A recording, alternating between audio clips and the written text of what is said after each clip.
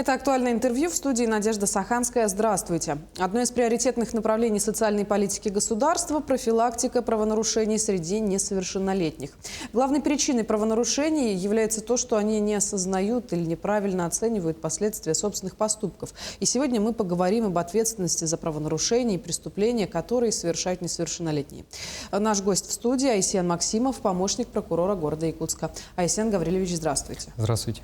Давайте, наверное, начнем с азов. Что же такое правонарушение, чем оно отличается от преступления, и есть еще такое понятие, как антиобщественное деяние?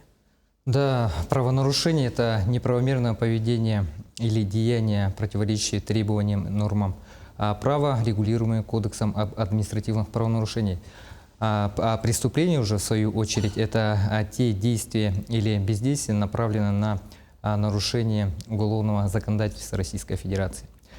Два эти понятия, они смежны между собой, поскольку правонарушение – это более обширное понятие. Преступление отличается от правонарушения большей общественной опасностью и, соответственно, и наказывается более строго для несовершеннолетних. Также имеется понятие как антиобщественное деяние. Это также обширное понятие, используемое в среде профилактики безнадзорности несовершеннолетних. Это те действия несовершеннолетние, которые выражаются в нарушении требований норм права и морали. То есть те же самые правонарушения, преступления, а также добавляются нормы морали. Например, занятие бродяжничеством несовершеннолетних. Такое имеет место быть в Российской Федерации, к сожалению. За это не имеется ответственности, предусмотренной в Кодексе об административных правонарушениях и в Уголовном кодексе. Однако есть нормы, предусматривающие наказание за вовлечение несовершеннолетних в бродяжничество, поскольку несовершеннолетние сами по себе самостоятельно к этому обычно не приходят. А вот с какого возраста наступает ответственность у несовершеннолетних? У несовершеннолетних по общему правилу в Кодексе об административных правонарушениях, а также в Уголовном кодексе ответственность наступает с 16 лет. Однако по Уголовному кодексу имеется исчерпывающий перечень исключений преступления, которые направлены и наказываются для несовершеннолетних с 14 лет. Это такие преступления, как убийство, совершение тяжких преступлений, именно тяжкого вреда здоровью для несовершеннолетних, а также при причинении тяжких последствий, именно, например, при мошенничестве в особо крупном размере, угон воздушного транспорта и так далее. А вот если мы говорим о правонарушениях, да, за угон автотранспорта я представляю, что подростка могут доставить в полицию. За какие еще действия? Детей могут доставить в полицию, в общем, за все антиобщественные деяния. Это поскольку является основанием для проведения профилактической работы и постановки для учета. В том числе доставляются в обязательном порядке за совершение преступлений. Это в любом и в каждом случае, поскольку должны устанавливать условия, способствующие для совершения данного правонарушения или преступления несовершеннолетних. Вот здесь, чтобы, несовершеннолетний, он же ребенок, в общем-то, для того, чтобы забрать его из отделения полиции, тогда что, уже обзванивают родных, близких, родителей? Да, конечно. При доставлении несовершеннолетнего в отдел полиции или в другие специализированные учреждения должны устанавливать законных представителей несовершеннолетнего. Ими могут быть как родители, так и установленные законные представители судом, то есть опекуны. Или же социальные службы. Например, если ребенок сирота и содержится в детском доме. И передаются данные несовершеннолетние исключительно таким лицам при их установлении. То есть после привода ребенка в отделение уже он становится на учет?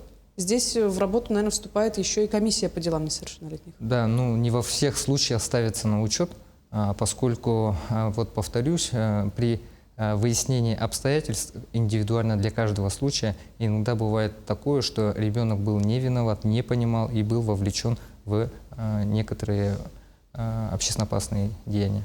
Ну, тут я, наверное, с вами соглашусь, что часто все-таки ребята не понимают то, что они делают, и надо еще учиться понимать, что такое хорошо и что такое плохо. Но вот все-таки причины подростковой преступности, они есть?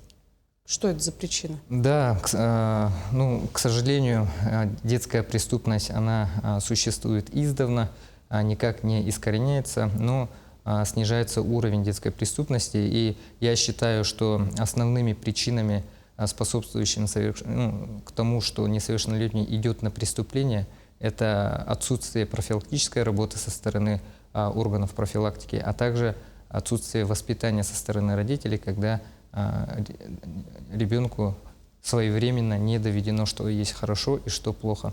Ну, нередки случаи, когда дети приходят к этому из-за своего финансового состояния, ну и других причин. Ну вот был же случай зимой, когда подростки разгромили несколько теплых остановок. Здесь вряд ли речь идет о финансах. Это что, какой-то подростковый протест? Ну, данные обстоятельства были тщательно проверены, и там усматривался умысел совершения данных правонарушений, как из хулиганских побуждений. Такое также имеет место быть, поскольку дети по своему свойству, они склонны к ребячеству, не понимая всех последствий сделанных ими деяний. И тут необходимо также усматривать вопрос о малозначительности данного совершенного деяния. Не каждое вот такое действие влечет за собой какую-либо ответственность. Я вот повторюсь, и в тех ситуациях, при которых были описаны данные ситуации, то есть разгромили теплые остановки, да, там всегда установлен был мотив из хулиганских побуждений, то есть не из корыстного, да, мотива или же не из-за неприязни к обществу, а просто взяли да сделали. Но ущерб в этом случае понесут родители. Да, все верно. При совершении каких-либо имущественных преступлений и правонарушений при несостоятельности самого несовершеннолетнего несут ответственность родители для компенсации причиненного правонарушением или преступлением вреда. Давайте тогда поговорим с вами о профилактической работе. Ведь благодаря беседам с несовершеннолетними можно их каким-то образом чуть-чуть от правонарушений-то оградить. Да, конечно, профилактика правонарушений – это сложная система мер, направленных на устранение причин и условий, способствующих совершению правонарушений несовершеннолетними. Профилактика бывает двух типов. Это общая профилактика. Ею занимаются, как правило, учреждения органов системы профилактики, то есть школы, социальные структуры, органы полиции и так далее. Общая профилактика – это когда пропагандируют здоровый образ жизни, пропагандируют и рассказывают, то есть осуществляют правовую профилактику и указывает об ответственности за совершение того или иного деяния. То есть рассказать необходимо ребенку, что есть плохо. Иногда это дети не понимают, как я сам это узнал в суде. Некоторые очень маленькие дети, к сожалению, доставляются в суд за совершение правонарушения и приглашаются их родители, где привлекаются к ответственности. И дети при беседе не понимают о том, что, например, брать чужое – это плохо. Найденная банковская карта, допустим, они считают, что это не хищение будет средств. Для них это просто как с неба упало. Это как находка. Угу. Однако закон не предусматривает такого. И это наказуемое деяние. И тяжкое. Угу. Вот снова возвращаясь к постановке на учет, понятно, что не во всех случаях это бывает, а вот для того, чтобы, скажем так, обелить свою репутацию и сняться с этого учета, что нужно для этого сделать? Учет у нас несовершеннолетних ведут, как правило, органы профилактики, а именно состоят на внутришкольных учетах дети, которые нарушили устав школы, совершили преступления и так далее, состоят на учете в органах внутренних дел, а именно в подразделении по делам несовершеннолетних, ПДН, да, так называемое, и органах здравоохранения, например, при употреблении наркотических средств, алкогольной продукции, токсикомании, их при оказании медицинской и социальной реабилитации, их также ставят на учет и ведут профилактическую работу.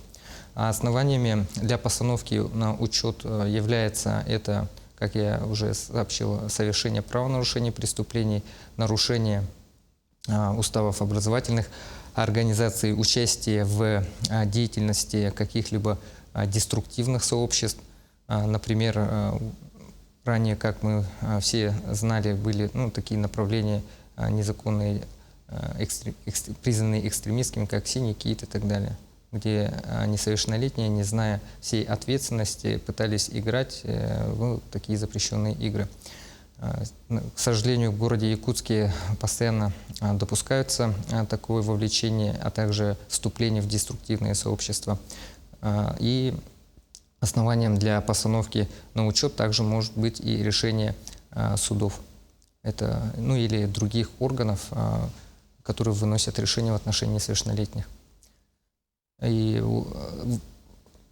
административную ответственность по несовершеннолетним рассматривается комиссией по делам несовершеннолетних, то есть материал, собранный уполномоченными лицами, как правило, это МВД, в отношении несовершеннолетних за совершение, например, мелкого хищения, появления в общественном месте состояния алкогольного опьянения и других административных правонарушений, рассматривает исключительно комиссия по делам несовершеннолетних.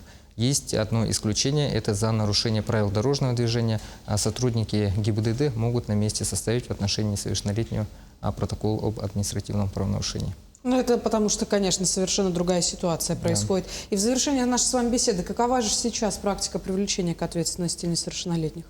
По итогам 12 месяцев 2024 года имеет место быть снижение детской преступности, а именно в прошлом году зарегистрировано было 113 преступлений, совершенных несовершеннолетними. В этом году их уже 109. Конечно же, это снижение незначительное, если в общих чертах, динамика имеется.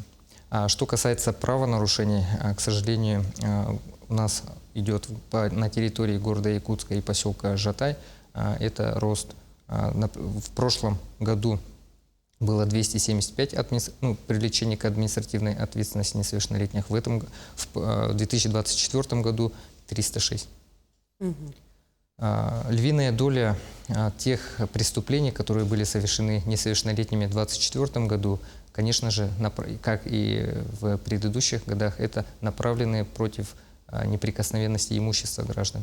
То есть это кражи, мошенничество, угоны и так далее. И хочу отметить, что за прошлый год у нас в городе Якутске активизировалось именно преступление несовершеннолетних касательно сферы наркотических средств, то есть хранение, распространение наркотических средств. Это в прошлом году показатель был 4 преступления, то есть в 2023 году, а в 2024 году уже 10. Да, статистика довольно печальная. Я благодарю вас, Асен Гаврилович, что нашли для нас сегодня время, поделились очень важной и нужной информацией. Я думаю, что родители, законные представители несовершеннолетних, которые посмотрят это интервью, сделают для себя необходимые выводы. А я напомню, вы смотрели актуальное интервью. До встречи в эфире.